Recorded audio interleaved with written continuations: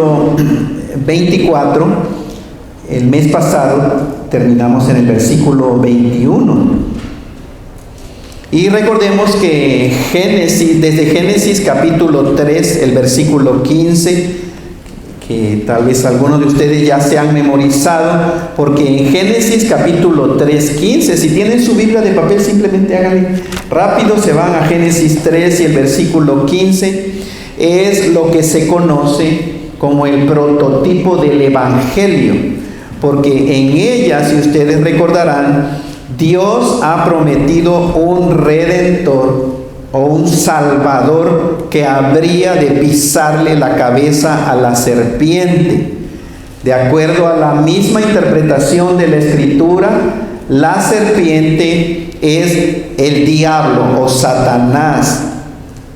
Quien lo iba a hacer, sería la simiente de la mujer. La mujer, aquí le estaba hablando el Señor, y la única mujer era Eva. Pero cuando habla de la simiente de la mujer, es que de una mujer iba a nacer el Redentor, que es Cristo Jesús, nuestro Señor. En Génesis capítulo 12, también una vez más, si tienen su Biblia, vayan a Génesis capítulo 12. Es un pasaje muy importante para todo cristiano. Debe de conocer Génesis 12, porque Jehová, o Dios, comienza a actuar más específicamente hacia el cumplimiento de su promesa. ¿Y qué hizo Dios en Génesis capítulo 12? ¿Qué hizo Dios?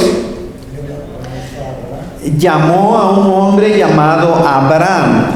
Recuerdan, vivía en Ur de los Caldeos, era muy probablemente idólatra, pagano, pero Dios, para cumplir Génesis 3:15, comienza a actuar y llamó a un hombre llamado Abraham y le promete que en su simiente, o sea, en su descendencia, serían benditas todas las familias del mundo. Es decir, todo ser humano que existe en este mundo, Dios le prometió a este hombre llamado Abraham que en su descendencia todas las familias de la tierra iban a recibir bendición. Y también, de acuerdo a la interpretación de la Biblia, es por medio de nuestro Señor Jesucristo, porque Jesucristo es de la descendencia. Abraham está en la línea ascendente de nuestro Señor Jesucristo. Y por medio de él, todos los seres humanos que quieran reciben la bendición del gran amor de Dios, la salvación, la plenitud de vida, la vida abundante, y simplemente se recibe por fe. Aun cuando la historia de todo el Antiguo Testamento en la Biblia trata específicamente del pueblo de Israel, aún así, pero acuérdense que la promesa era para todas las naciones. Todo ser humano recibe la bendición por medio de Jesucristo. Esta promesa, o sea, esto que estamos leyendo, esta palabra de Dios, es verídica, esto es histórico. Y esto sucedió más o menos hace 4,000 años, porque el personaje Abraham existió más o menos 2,000 años antes de que Jesucristo viniera, y ahorita estamos en el año 2023, o sea, aproximadamente hace 4,000 años fue esa promesa. Y gracias a Dios por todas las familias de la tierra que han dicho sí al Evangelio de Cristo Jesús. Y espero con todo mi corazón que todos los que estemos aquí ya hayamos recibido esa promesa, esa bendición por medio de nuestra fe en Cristo Jesús. La primera carta de Corintios, el capítulo 10, el versículo 11, dice la palabra de Dios, hablando del pueblo de Israel, hablando de todas las historias del pueblo de Israel, del pueblo judío, atrás en el Antiguo Testamento, dice 1 Corintios 10:11, y estas cosas les acontecieron como ejemplo y están escritas para amonestarnos a nosotros, quienes han alcanzado los fines de los siglos. Es decir, todo lo que tenemos escrito en la Biblia que sucedió con el pueblo de Israel, experiencias buenas y experiencias malas, Dios en su gracia, en su amor, en su perfecta sabiduría, quiso que se escribiera, pero para amonestarnos a todo ser humano que vivimos ya después de la cruz, después de la venida de Cristo Jesús. Dios nos está amonestando, y cuando vamos al Antiguo Testamento aprendemos mucho. Aprendemos a no cometer los errores que ellos cometieron, en específico acerca de cuánta incredulidad del pueblo de Israel. Viendo las maravillas, viendo las obras grandiosas de poder, aún así dudaban de Dios, desconfiaban. Y sabemos que la desconfianza lleva a la desobediencia a Dios. Cuando se desobedece es porque de alguna manera uno ha quitado su fe en la palabra del Señor. En Génesis capítulo 24, el día de hoy vamos a poner una atención especial en este siervo de Abraham. Si ustedes recordarán, Abraham agarró a uno de sus siervos, al más grande, al de mayor edad, y lo envió a su gente, a su pueblo, para conseguirle una esposa a su hijo Isaac. Entonces quiero el día de hoy poner atención, porque podemos aprender mucho de este siervo. Su señor Abraham era el que temía a Dios, pero claramente vemos cómo la influencia de este hombre llamado Abraham fue tanta en la vida de este siervo que él también confió en Jehová, en Dios. Y cuando fue a obedecer lo que su Señor lo había enviado, él iba completamente en las manos de Dios. Él oraba al Señor, él daba gracias a Dios, y eso es lo que quisiera que el día de hoy veamos. Génesis 24, 22. Voy a leer del 22 al 27. Dice: y cuando los camellos acabaron de beber, le dio el hombre un pendiente de oro que pesaba medio siclo, y 2 brazaletes que pesaban 10 siclos. Y dijo: ¿de quién eres hija? Te ruego que me digas. ¿Hay en casa de tu padre lugar donde posemos? 2 preguntas, pongan atención. Ella respondió: soy hija de Betuel, hijo de Milca, el cual ella dio luz a Nacor. Y Nacor pasa que era hermano de Abraham. Entonces vean, este hombre va sin conocer a la familia de Abraham, de su señor Abraham, y viene, y en este encuentro recuerdan que oró al Señor: Señor, que cuando vengan las doncellas o las señoritas a sacar agua, que a la que yo le diga dame de beber agua, que diga sí te voy a dar, Señor, y también le voy a dar a todos tus camellos. Que esa sea, Señor, la que tú tienes para mi señor Isaac. Sucedió así como había orado. Y recuerden que el versículo 21, vean, dice: y el hombre estaba maravillado después de que le hizo la pregunta, y Rebeca dijo: sí, bebe, Señor, y también cuando termine le voy a dar de tomar a tus camellos. Ahora, un camello, hermano, no tomaba 1 litro de agua. Cada camello tomaba galones de agua. Entonces era mucha agua para darle de tomar a esos camellos. Y le respondió así como él había orado. Pero el versículo 21 dice: el hombre estaba maravillado de ella, callando, para saber si Jehová había prosperado su viaje o no.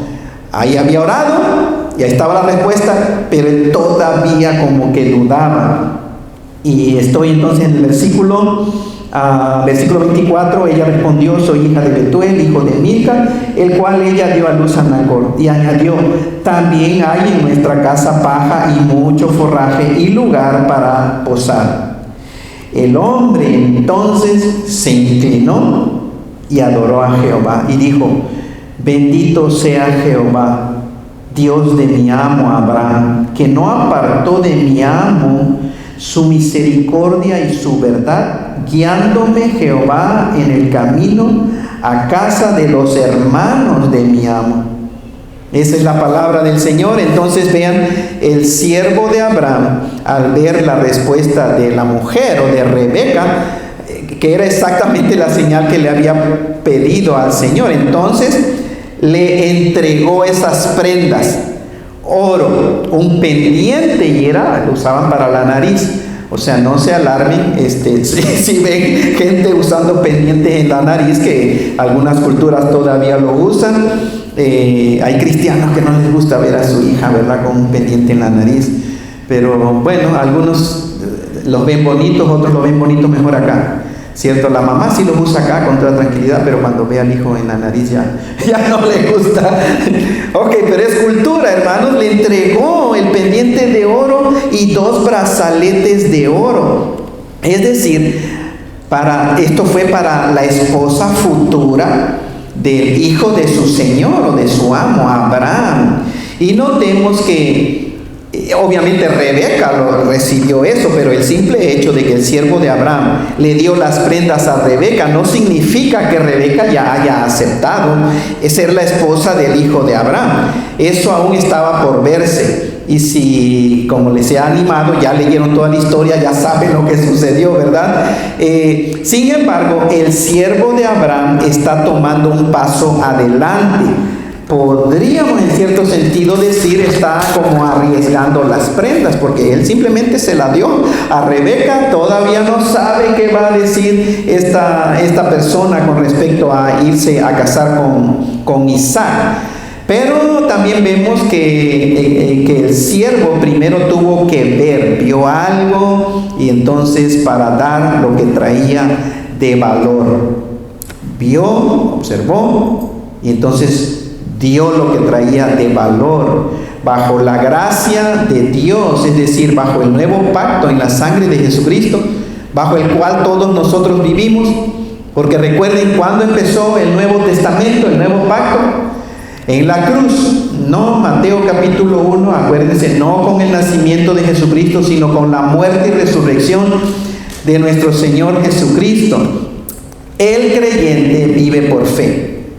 No vivimos por vista, no vivimos por emoción, eso es la cultura de hoy.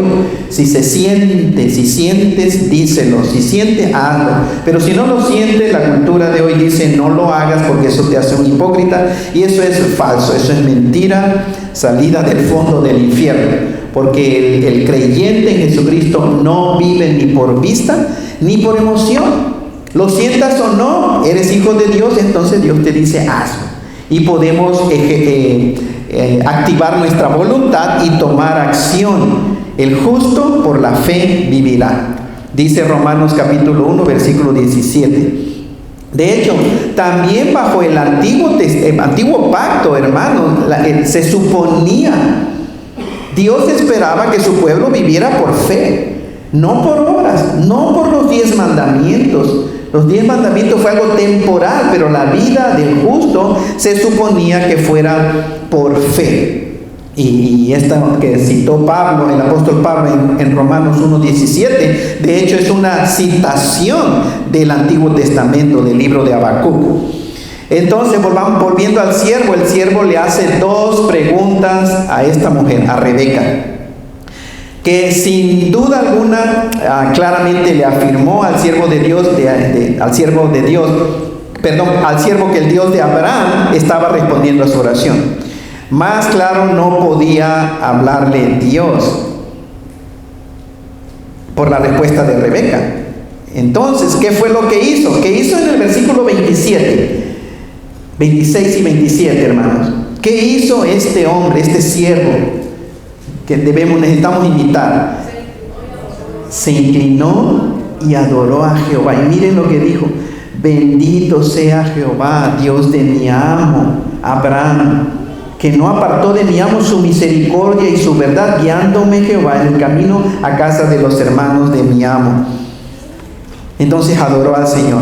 Y como hijos de Dios, hermanos, ¿qué hacemos nosotros cuando vemos claramente la intervención del Señor? ¿Qué hacemos sino, hermanos, damos gracias al Señor? Inclinamos nuestro rostro y decimos gracias, Señor. Es decir, en un acto de adoración ofrecemos todo nuestro ser, esa gratitud al Señor. Tenemos realmente una nueva motivación para seguir adorando al Señor por medio de nuestra vida. Cuando vemos la obra del Señor claramente, hermano, decimos gracias, Señor, gracias. Y eso nos da motivación ¿para qué? Para seguir confiando en el Señor. De manera que vean, es importante que nosotros glorifiquemos al Señor, o sea, que lo demos a conocer el nombre del Señor cada vez que vemos su gracia y su amor manifestados en algo específico en nuestras vidas. ¿Cuántas veces nosotros oramos, hermanos, al Señor? A todo hijo de Dios, todo cristiano, ora al Señor.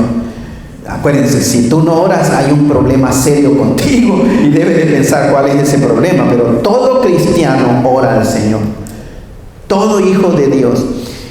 Y realmente nosotros necesitamos, o sea, no nos quedemos nosotros con la gratitud y la gloria en nuestro corazón. Si hemos visto claramente que Dios respondió o glorificó su nombre, o vemos cómo Dios intervino de una manera clara, dar gloria al Señor, porque de otra manera, hermanos, nos quedamos nosotros con esa gratitud. Te quedas tú con la gloria que la debe de recibir el Señor. Uno se queda nada más, y no debe de ser así. Que salga de nuestra boca una alabanza, una acción de gracias al Señor. Y qué mejor, como he animado muchas veces a la congregación, eso se debe de decir, esa experiencia, porque me han platicado, hermanos, ustedes anécdotas de su vida real, que yo digo, wow, Señor, pero eso debe de decirlo a alguien. Y qué mejor que en su grupo pequeño, qué mejor que sea en el grupo de oración después del servicio, o en grupo de una casa, o aún en su familia, pero díganlo, porque es necesario glorificar al Señor. Eso nos motiva a seguir. Eso también transmite el mensaje apropiado a la gente que nos está escuchando, dar gracias al Señor. Hay algo en inglés de sight. Sight es de vista o visión, pero hay algo que se llama sighting. En inglés, hermanos, es un acto, dice, de ver algo o a alguien que es raramente visto o que es difícil de ver. Otra vez lo leo, hermanos, en inglés. An act of seeing something or someone that is rarely seen or difficult to see. Eso es un sighting. El sinónimo es un glimpse. Glimpse es un catch o get a glimpse of. Catch, sight of. O sea, ver algo es pintar la imagen. En español lo busqué y sighting lo traducen como observación, simplemente observar o ver, como cuando de repente puedes ver algo claramente. Hay gente que le gusta ver ballenas, ¿cierto? Y si quieren ver ballenas en Cabo San Lucas es un buen lugar. Lo que pasa es que pagas el tour a ir a ver dónde están las ballenas, pero a veces las ballenas no salen y no te van a regresar tu dinero, porque no depende de eso. A veces la gente lo ve desde la playa sin necesidad de pagar el tour. Ahí andan las ballenas saltando. Pero, hermanos, cuando la gente anda en un bote esperando ver una ballena, entiende, la va a observar, entonces tú la ves y te emociona ver claramente la ballena. Es decir, en tu mente queda grabada la imagen que viste. Ese es un sighting. Viste la ballena y luego tú lo platicas con emoción y con detalle, ¿cierto? Porque por tu experiencia, yo vi una ballena, cómo salió y de este tamaño, y dices todo el color y todo lo que hizo. Bueno, de esa misma manera, los hijos de Dios podemos hablar, o necesitamos hablar y describir cuando claramente vemos la intervención del Señor en nuestras vidas, que te queda en la mente. Tú lo ves y tú entonces comienzas a platicarlo a las demás personas. Ahora escuchen esto. Sighting es rara vez ver algo o una persona, pero que es rara vez visto o se ve con dificultad. Pero, hermanos, el problema con Dios no es que Dios solo se deja ver rara vez, o que difícilmente tú ves la obra del Señor en tu vida. Esa no es la verdad. Dios está activo cada instante de nuestras vidas, hermanos, hermanas. Cada instante de nuestra vida, Dios está tratando de que tú lo veas. Dios, hermano, el problema es que no ponemos atención. El problema es que nuestras mentes y nuestro corazón no está atento y a la expectativa de ver la obra de Dios en tu vida. Estamos obsesionados con otras cosas, hermanos. Y Dios glorifica su nombre. Dios interviene, pero no lo vemos, porque estamos ocupados con otras cosas. Nuestra mente, nuestra expectativa está en otras cosas. Por ejemplo, vean, siguiendo la ilustración de la ballena, si tú te pones en ese bote para ir a ver ballenas y tú te pones a ver tu teléfono celular, estás viendo, ahí estás chateando, estás viendo el Facebook o qué sé yo, y mientras que los demás están a la expectativa de la ballena. Puede ser que todos la vean y se alegren emocionados, pero tú estás viendo tu celular. Y cuando tú volteas para ver la ballena, ya no hay nada. Ya se hundió otra vez la ballena. O sea, la ballena en verdad se dejó ver. Y los demás la vieron, pero tú no la viste. ¿Por qué no viste a la ballena? ¿Qué estabas haciendo? Estabas distraído. Estabas poniendo atención a tu teléfono celular. Pues cada día de nuestras vidas el Señor está ahí presente. Cada día de nuestras vidas el Señor nos está llamando la atención. Cada día que pasa, ¿no te sucedió nada? ¿Sabes cuánta gente muere al día? Que son miles aquí en este país. ¿Sabes cuánta gente tiene accidentes de carro al día? ¿Sabes cuánta gente muere de una enfermedad incurable? ¿Sabes cuánta gente sufre cosas, hermanos? Y tú no, ni yo. O sea, ese es Dios simplemente diciéndote: mi hijo te amo, mi hijo te amo, mi hijo estoy protegiéndote. Pero si estamos viendo el celular, ¿cierto? Dios está llamando la atención de sus hijos, y solo sus hijos, los que están poniendo atención, lo podrán ver con claridad. Las demás personas que tienen su atención en ellos mismos, o su mente, su atención está en su trabajo o en sus sueños, a veces el sueño americano, o en aumentar su prosperidad y sus riquezas. Si está tu mente atenta en diversión y fiestas nada más, ellos claramente no van a ver la obra del Señor en sus vidas. Claramente no van a ver la mano de Dios, no van a ver la presencia del Señor en sus vidas, aunque el Señor está ahí tratando de llamar la atención con su amor, hermanos. Versículo 28 de Génesis dice: y la doncella corrió e hizo saber en su casa, en casa de su madre, estas cosas. Entonces vemos a Rebeca aquí emocionada, pues imagínense, con un pendiente de oro y 2 brazaletes de oro de un hombre, fue a decir a la familia. Podríamos pensar al menos 2 cosas que llamaron la atención de Rebeca, si están siguiendo la historia. Número 1, que este hombre que ella no conocía, hermanos, este hombre, el siervo de Abraham, le dio esas prendas de oro. Después de que ella le dio de beber a él y a sus camellos, le dio esas prendas en pendiente de oro y 2 brazaletes. ¿Y a qué mujer no le gusta una prenda de oro, verdad? ¿Cierto? Bueno, otra cosa, hermanos, que sucedió, vean, que llamó la atención, es que Rebeca vio que este hombre adoró al Señor y dio gracias, o sea, lo escuchó orar. Entonces, esas 2 cosas, hermanos, pongan atención. Vean versículo 29 al versículo 31, la historia sigue: y Rebeca tenía un hermano que se llamaba, ¿cómo? Labán, el cual corrió hacia afuera, hacia el hombre, a la fuente, y cuando vio el pendiente y los brazaletes en las manos de su hermana, que decía, la hermana decía: así me habló aquel hombre, vino a él, y he aquí que estaba con los camellos junto a la fuente.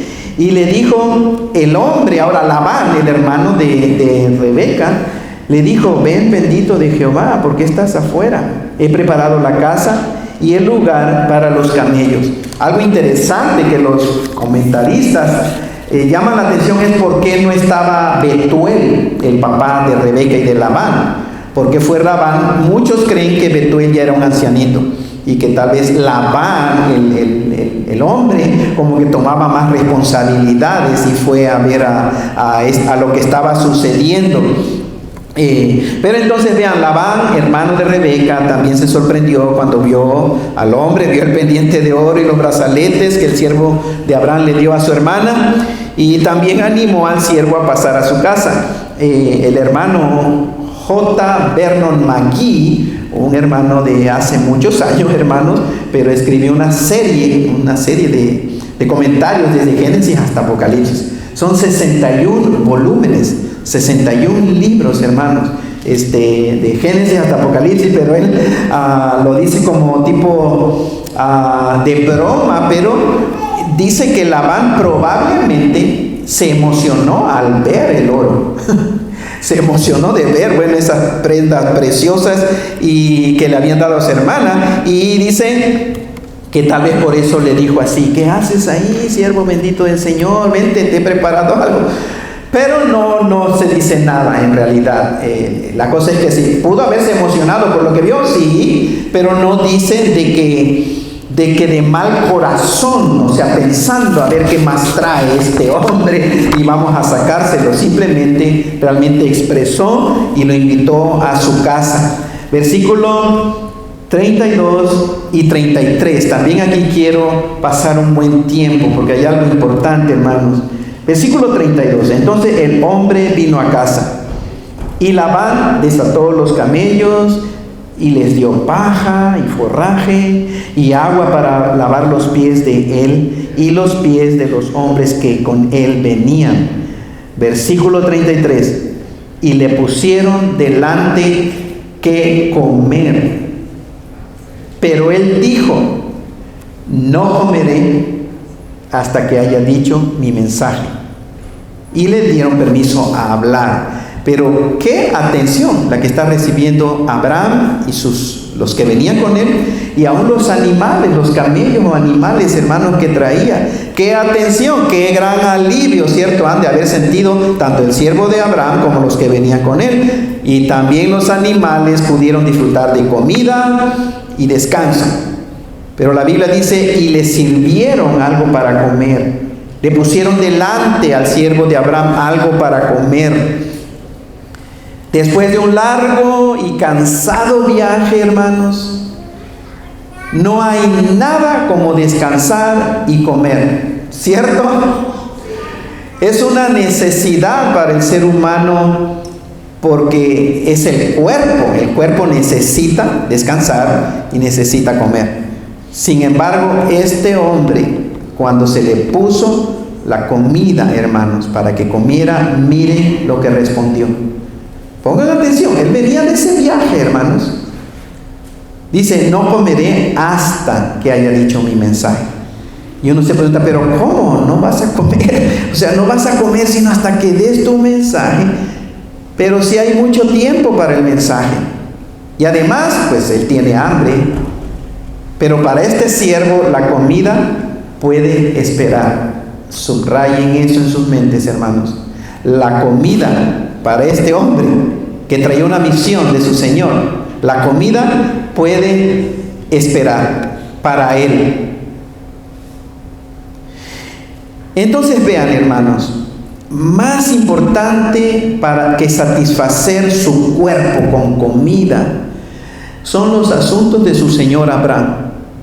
Y este siervo nos está enseñando algo: no voy a comer hasta que haya dicho mi mensaje.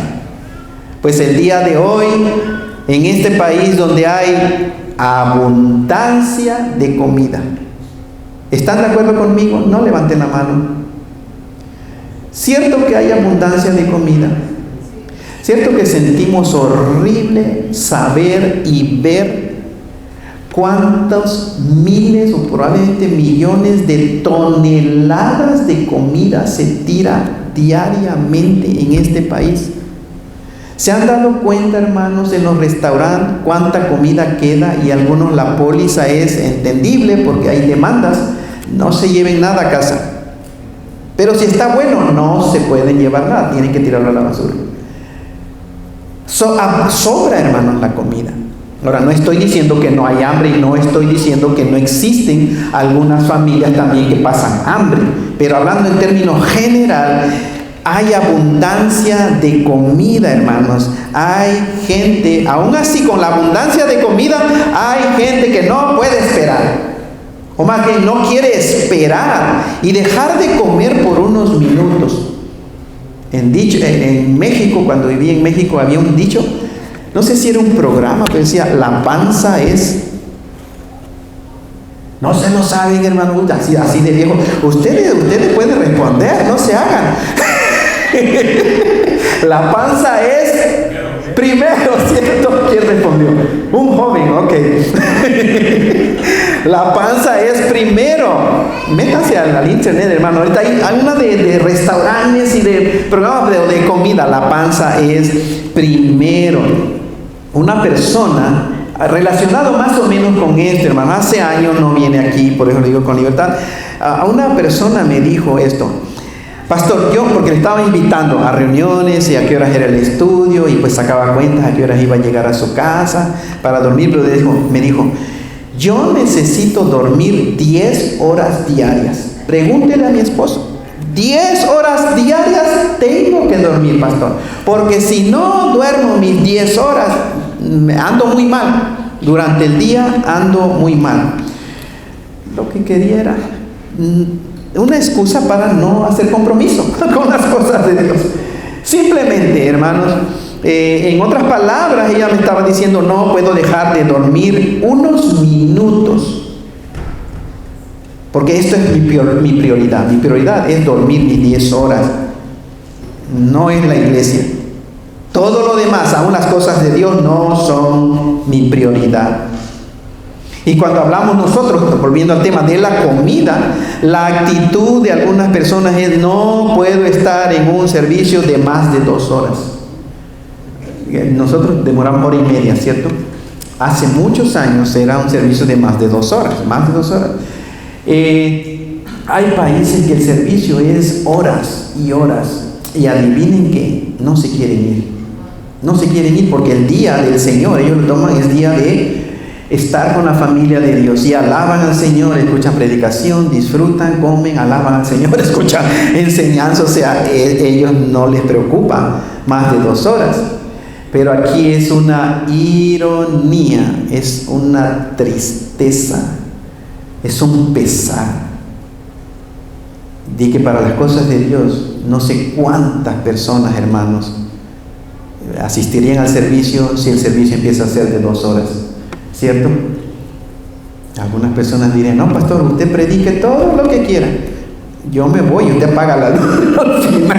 O sea, lo que sea, pastor. Usted puede predicar 2, 3 horas, pero no cuente conmigo. Yo voy a estar haciendo otras cosas. Pero vean, hermanos, no significa que la